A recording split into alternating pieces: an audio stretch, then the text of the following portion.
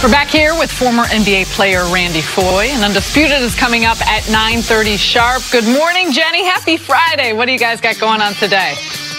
Good morning, Sarah. Happy Friday. Right back at you. Coming up on Undisputed, are LeBron and the Lakers a lock to make the playoffs after last night's big win? And did the Rockets get robbed by the refs? Plus, Matt Barnes and Michael Rappaport are in studio to help us out. Undisputed coming up next. Sarah, great job all week. It's been fun watching you guys. Oh, thank you, Jenny. We appreciate it. Have a great show. It is time for us now, though, to go viral. LeBron James might have 4 MVPs and 3 championships, but the King has his eyes set on an Oscar, with LeBron's media company tweeting out the 2021 release date for Space Jam 2. What do you guys say? Are you excited? Did you like the original Space Jam? I like it. I'm excited. I want to see who's in it. Who would you like to? We talked about this earlier. Who would you like to see most? I think you got to go with the guys off the Banana Boat. I think you got it. Melo, CP3, D-Wade. Gabby better get an appearance then, right? Gabrielle She gonna play defense on Lola Bunny? She was the one who started the whole Banana Boat. She didn't get props. She didn't get props. I'm just gonna say the last star player for the Lakers got an Academy Award for his documentary that he did, that being one Kobe Jellybean Bryant. Oh, we know. Kobe's been doing all sorts of things since retirement, so it'll be fun to see. All right, sticking with LeBron James. After saying his playoff intensity has been activated, the King and company rallied from down 19 in the third to take down the Rockets 111 to 106. LeBron led the way with 29 points, 11 boards, and 6 assists. The Lakers now back at 500 and 2.5 games back of the 8th seed. Here's LeBron after the win. You know, we got a fresh start for us, and it's the second half of the season.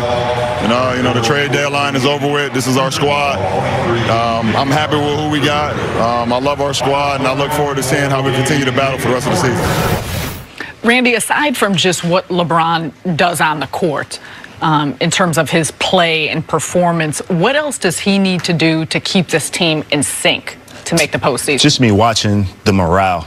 I think everyone needs to be on board, from film sessions to walkthroughs to the way they run out on the court. Everyone needs to be on board because they need to win majority of these games, at least 16 games coming down the stretch here for them to make the playoffs. And understand that LeBron approach, like he said, I'm in playoff mode. His approach every single day is to make sure I'm healthy as possible, make sure my body is strong as possible. But one thing worries me watching them in a timeout last night is the morale of the team. When LeBron is explaining something to a second-year player, and a second-year player in Kyle Kuzma is saying something back.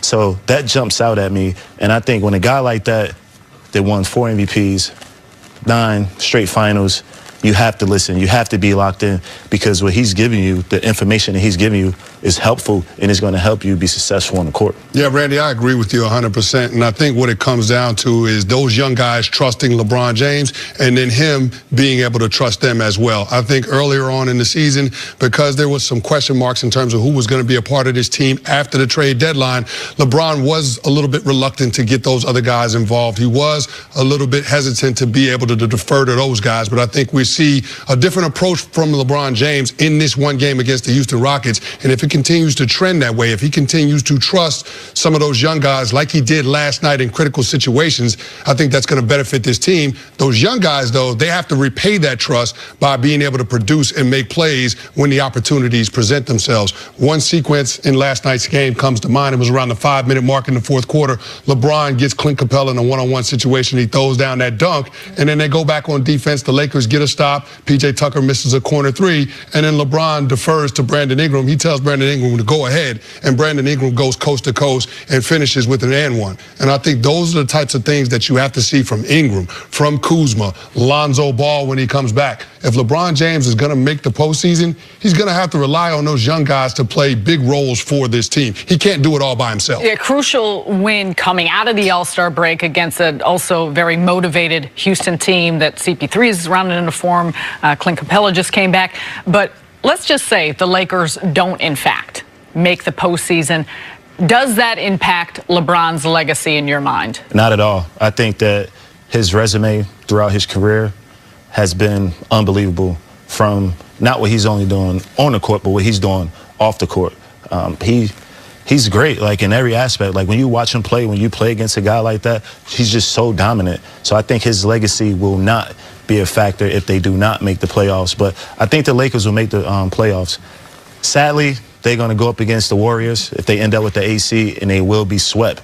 And I think that's going to leave a bitter taste in not only LeBron mouth, but Magic Johnson, Rob Pelinka, and they're going to be extremely aggressive during the draft and during free agency this summer to get LeBron all the pieces that he needs to be successful in the upcoming season. Yeah, I think the Lakers do have enough to make the playoffs. I mean, right now they're 2.5 games back from the Clippers, who are in the 8th seed. 3 of their next games are against teams that are below 500, and they got the Clips twice down the stretch at the end of the regular season. So are they going to make the playoffs? I think absolutely they're going to make the playoffs. But I think if you look at everybody in trying to decide who has the most at stake, it's clearly LeBron James. Because I think that Magic Johnson and Rob Pelinka, the majority of the work that they're going to do with this roster is going to happen this offseason, right? I mean, they put this team in place. They got LeBron James to sign that 4-year contract. So you got the commitment from him.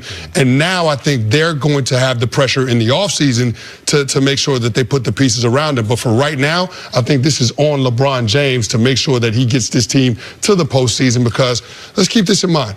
LeBron James left Cleveland to come to the Lakers. That move wasn't motivated by basketball. It was motivated by other interests off the court. But we all recognize that LeBron James, everything that makes his empire go is by his performance. And after making the playoffs 13 consecutive years, I think it would be a shot to his legacy if he didn't make the postseason, understanding that the move from Cleveland to L.A. wasn't motivated by basketball. So I think that's why LeBron James has to do everything that he can to make sure he gets this team to the playoffs.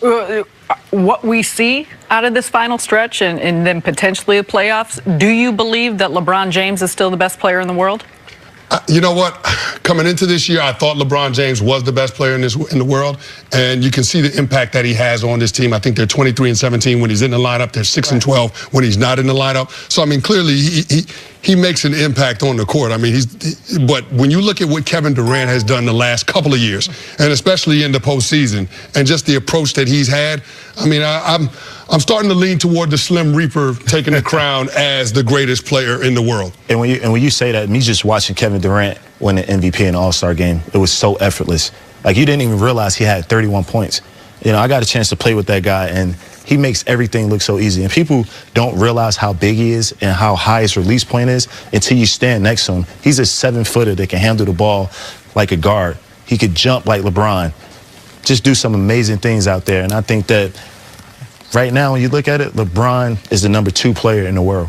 You know, I think that Kevin Durant has definitely taken over that #1 slot. Do you think that LeBron can regain that #1 slot given what he does throughout the remainder of this season, though? I think the only way that LeBron can take over that #1 slot is that get his team to the playoffs, play against the Golden State Warriors, and beat them in the first round. Wow. Now, here's the thing. If they get to That's a lot. If they get to the postseason, LeBron has done worked a lot of miracles. Yeah, so I don't think that's going to happen. I would say this: if they get to the playoffs and they don't have to play Golden State in the first round, or they don't have that matchup, I think that if LeBron gets to the playoffs and they win a playoff series, then LeBron James can regain the crown. Awesome, Randy. Thank you so much for being here with us today. Guys. You too, CC.